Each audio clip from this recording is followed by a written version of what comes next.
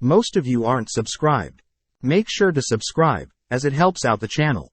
Without further ado, following Kane several days later, he's seen waking up, wondering if he overslept, but suddenly hears Sylvia frantically entering his room, apologizing for forgetting to wake Kane up for his school entrance exams. When Kane tries to go back to sleep, Sylvia leaps onto the bed, dragging Kane out, asking that Kane get ready and eat breakfast. Following Kane out the door, Sylvia sincerely apologizes once again, but Kane reassures Sylvia that he'll be fine, heading off alone to school. As Kane turns the corner, he uses teleportation magic, easily making it on time to his exams day. Heading to the school's receptionist, Kane asks for his exam number, assigned the 285th student, and asked to find Class A where his seat is number 10. Making his way over to class, he doesn't recognize any other students in the class, disappointed as he enters his exam room. Wondering what rooms Silk and Tellus could be in, the exam supervisor enters, beginning to hand out the exam papers, all whilst warning students that cheating will result in an immediate disqualification. Setting a 2-hour timer, the supervisor begins the exam, prompting Kane to skim through the questions, happy to see that the reading, writing and arithmetic questions are quite low level compared to his previous life, and on top of that the history questions are things all nobles are taught from an early age. Having answered all the questions, Kane decides to take a quick nap, but is interrupted by the supervisor, who wonders if Kane should be wasting time, but is surprised to hear that Kane only needed 30 minutes to finish the entire 2-hour exam. With the 2 hours up, the supervisor informs everyone that they'll all be moving onto the magic assessments now, moving out to a training field. The examiner states that all students are to pick a single target and unleash their strongest spell, reassuring everyone that the targets are fortified with barrier magic. Standing back and watching other students chanting their fire spells, Kane realizes that 12-year-olds aren't as strong as him, therefore he shouldn't use his Inferno fire spell. With Kane finally being called to show off his magic, Kane conjures a fireball without an incantation, compressing the air around the fire to turn the flame blue. Upon releasing it towards the target, the fireball not only pierces the target, but burns through the training area's walls, burning a path through the forest behind the wall.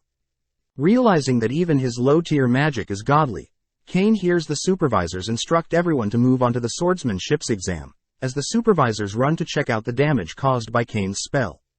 Now with a different supervisor, Kane spots Claude among the adventurers who will be assessing the students, calling out to Claude, happy to see him. Claude offers to test Kane's skills, but Kane refuses, not wanting special treatment from the strongest adventurer here, but is told by the supervisor that he can't refuse an examiner's challenge.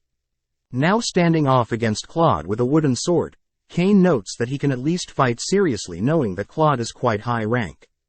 Casting Boost, Kane instantly goes on the offensive, forcing Claude to parry Kane's strikes, impressed that Kane can keep up.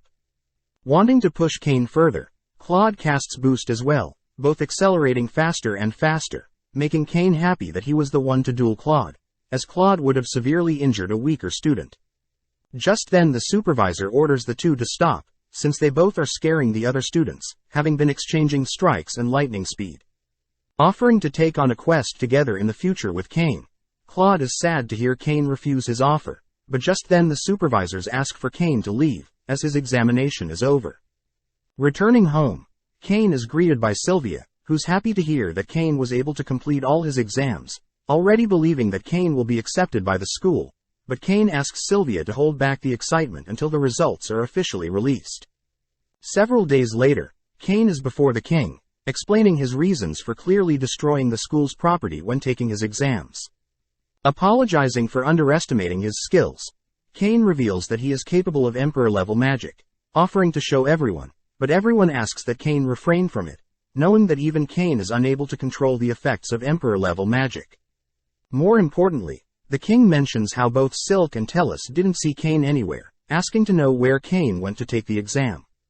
Thrown off, Kane states that he had checked into the exam just like any other student, and followed the supervisor's instructions. But the king states that there is a north entrance for nobles and a south entrance for commoners. It's revealed that Kane had accidentally taken the south entrance, and taken his exams with commoners. Flashing back, apparently Eric was in charge of overseeing the exams, laughing when he had found out that Kane had accidentally enrolled himself as a commoner, and had gotten full marks for his written exams, destroyed the training grounds and was on par with an rank adventurer. Since nothing can be done now, Kane is free to leave and check out his results, heading to the school with other students all gathering to check out their results. Hearing Silk call out to him, Kane greets Silk, learning that Kane had placed first for his entire cohort, Tellus is second and Silk is third. Teasing Kane for going overboard with the exams, Silk states that Tellus is mad that she didn't get to see Kane during the exams, but states that she better see Kane at the opening ceremony, threatening to punish him if he misses it. Before Kane heads back home, he spots Rain, who is helping guide other students around campus. Spotting Kane, Rain runs to embrace Kane, having not seen her little brother in ages, happy to hear that Kane had placed first in his entire cohort. Rain asks Kane what he'll be speaking about for his speech, surprising Kane as he learns that the highest-ranking student is delegated the role of an opening speech. Returning home, Kane reveals the good news to Sylvia, bringing Sylvia to tears, who finally can let go of her worries, running off to prepare a feast, as Corin personally congratulates Kane's amazing feat. With the opening ceremony day arriving, Kane is all suited up in his new uniform, entering the ceremony room, spotting his parents, Silk and Tellus. Sitting down with the girls, Kane hears other boys scoff at him, jealous to have two girls by his side, but is suddenly called to make his opening ceremony speech.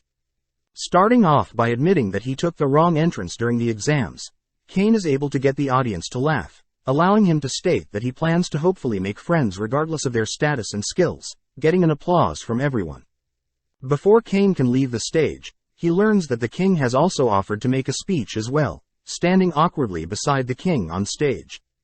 Praising all the students for making it through the exams, the king brutally pats Kane on the back, all whilst indirectly warning Kane to hold back and not go overboard with his powers.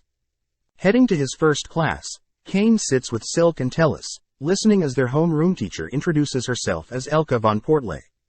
Hearing that all students must choose courses for themselves, Kane wonders if he can simply choose the adventure course, but is scolded by Tellus that he shouldn't be reckless, as Kane is a noble. Considering his options, Kane chooses the courses Nobility, Adventuring, Magic and Magic items, asking what the girls are choosing. Tellus shyly states that she has chosen Nobility and Internal Affairs, all in preparation for managing Kane's future domain. Additionally, Silk also states that she has chosen Nobility and Commerce, both girls excited at the thought that they can spend their foreseeable future with Kane. As the three head out of the classes, they spot Habit and his gang, bullying Parma, insulting a commoner like Parma for being around them. Interrupting them, Kane states that Habit and his men are pathetic, prompting Habit to threaten Kane, stating that he'll have his father ruin Kane's family's life. Just then, Habit notices Silk and Tellus joining the conversation, threatening to have the king intervene. With Habit and his men apologizing to Kane and Parma, they flee, allowing Parma to thank Kane, getting Silk and Tellus to ask who Parma is. Ordering Kane to kneel down, Silk and Tellus chat with Parma, getting along with Parma, but as Kane waits for the girls to finish up, he hears a mysterious voice beckoning him to enter the school's library. Upon opening the library doors, he's instantly transported to another location, noticing a man pouring coffee, introducing himself as Shina Kazuya. Check out one of our other videos on the screen or in the info card above. Subscribe, like and comment.